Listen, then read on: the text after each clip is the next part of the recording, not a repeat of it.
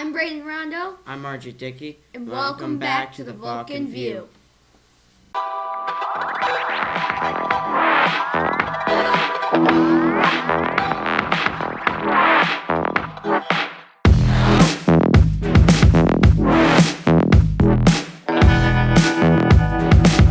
Hey Brandon. Yeah. You've been caught off guard. So I have two questions for you. One, did you get an Easter basket this year? I did. I got some sports balls like a basketball, a soccer ball, and a kickball. That's cool. What's in your opinion? When does a kid should stop getting an Easter basket? I would say around 18, 16-ish. Hey RJ, Yeah? you've been caught off guard. So did you get an Easter basket this year? Yes. In your opinion, what age should a kid stop getting their Easter baskets? Around 18, 17, 16, around there. About 15. Heard it from RJ.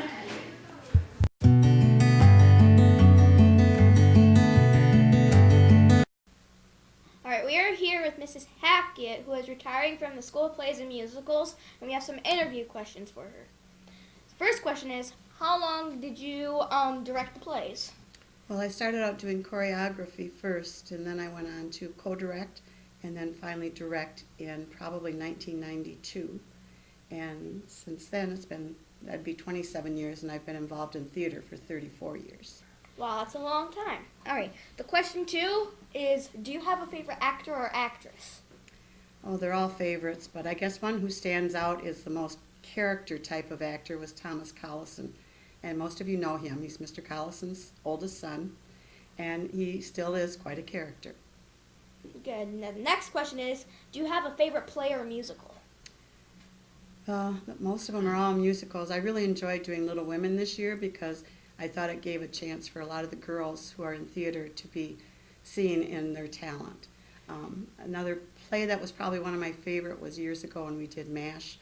It had a lot of boys, which is not very common nowadays, but it was fun and the kids enjoyed doing it. Alright, the next question is, what are your plans after retirement? Well, I have 4 grandchildren.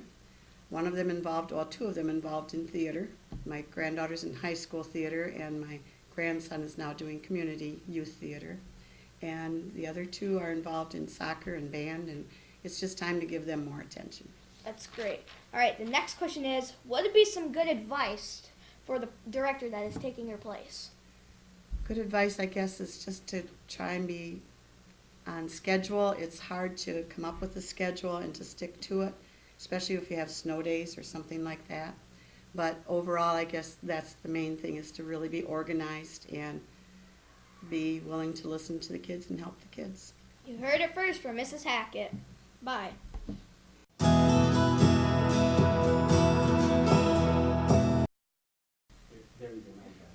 Good morning, Vassar Vulcans. I'm excited today because today I've got a special tech crew around me. Usually I have our high school students, but today our middle school students are getting their chance to be techies for the future. So I just want to thank them for having me as their guest today. So today what I want to talk about is the blueprint. You might have heard a little bit about it, maybe on Facebook, maybe you've heard about it at conferences, but what exactly is this whole blueprint concept? Well, the blueprint is really a way that our district works together with systems. I just want to point out a couple of important pieces about the work that the staff, the teachers, the paraprofessionals, the custodians, the lunch folks, the bus folks, everybody who works here in the district has gone through training on the blueprint. And the blueprint basically talks about some very important concepts that we hold very dear here at Vassar. One of them is this outside circle. This outside blue circle represents the collective responsibility that every individual here in our district has to make sure that every single student can perform to their maximum potential. Now that can mean lots of different things, but every student matters. So we've been working very diligently to make sure that we're improving our practice as instructional leaders, as people who support all of the programming that's happening here at Vassar Public Schools, and we're doing that within an organization that represents lots of systems that collaborate together.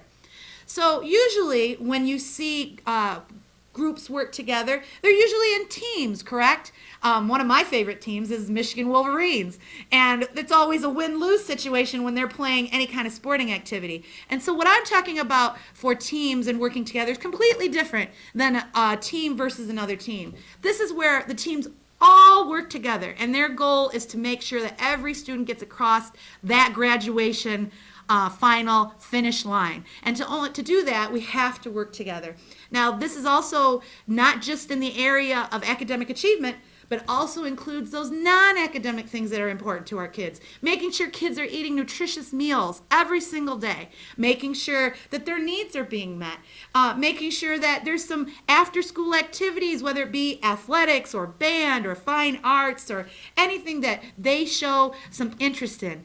Also, it's very important that we make sure that students know there's a lot out there in the world for them to become when they grow up. There's college, obviously, it's a great choice, but there's also trade school. There's our tech center over there in Carroll. So there's lots of opportunities for our kids. So please, if you have any questions or you want to know how you can be a part of this organization of systems that work collaboratively together to make sure your students and your community of students do better, please just reach out and contact us. Have a great day.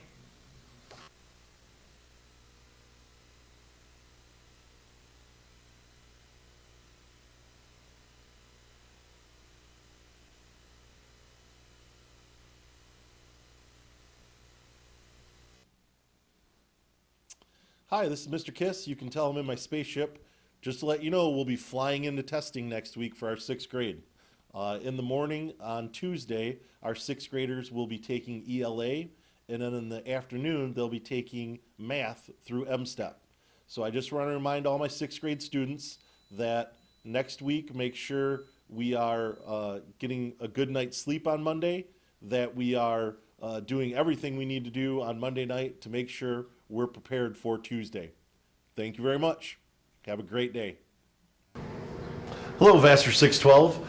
As you've probably noticed at our front door, we have a new machine that's sitting here. So I just want to talk with you a little bit about this. If you've been absent from school, or maybe you had a sporting event, or for any reason you're out of class, you can always come down to this machine, and all you have to do, there are 4 icons on the machine. One says high school, one says middle school, another one says Skyward, and the other one says event sign up. So if you come down here and let's say you want to know about your middle school classes, you click on the middle school, it'll bring up the Vassar homepage. You go ahead and click on middle school classrooms. All of your teachers will show up. Then you can go ahead and click on one of your classrooms. Let's say it's Mr. Sheehan, and it says click here for his plan book. You simply click on his plan book, and all of your work will come up for that day. You can also go ahead at that point, there's a printer attached to this machine. You can go ahead and hit print, and it will print out whatever is on that page. So now let's say you can't find a teacher, or you're looking at what went on in that class that day, you have access to it right away. So make sure you come down, take a look at it, and try it out. And it's always a great day to be a Vulcan. My name is Betty Glady, and I'm here with Braden Rondo, and I'm asking him a question today. Why are you proud to be a Vulcan? I am proud to be a Vulcan because we have so many sports activities today, and we have so many after school activities, so I always have something to do after school. You make a good point. We do have a lot of school activities after school and during school. I'm Ben Glady, and I'm back doing the asking people if they're proud to be a Vulcan, but now I'm asking somebody else, RJ. So RJ, why are you proud to be a Vulcan? Well, why I'm proud to be a Vulcan because there's so many sports, and with our sports there's really good coaches, and obviously because we have so many trophies of track, basketball, and other sports like wiffle ball and stuff like that, and football. And there's good coaches and etc. Yeah, so you have different types of things you can do, so it's not just focused on one point. Yeah. I'm Ben Glady, and I'm here with Miss Stacy asking her why she is proud to be a Vulcan. I've been a Vulcan for over 20 years and I'm still proud to still be a Vulcan. Super excited for track season, cross country season to support our runners.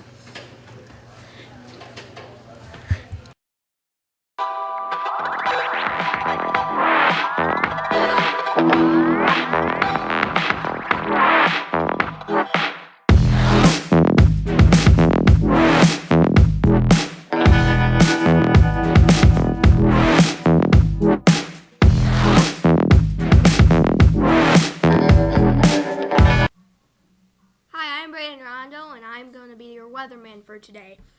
So on Saturday, we have a 70% chance of rain and snow. It's going to be high 40s. And on Sunday, we're going to have a 30% chance of AM rain and snow with the 44 degrees.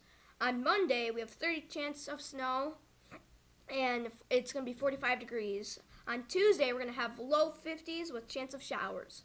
And then on Wednesday, it's going to be high 40s and with a little chance of showers. See ya.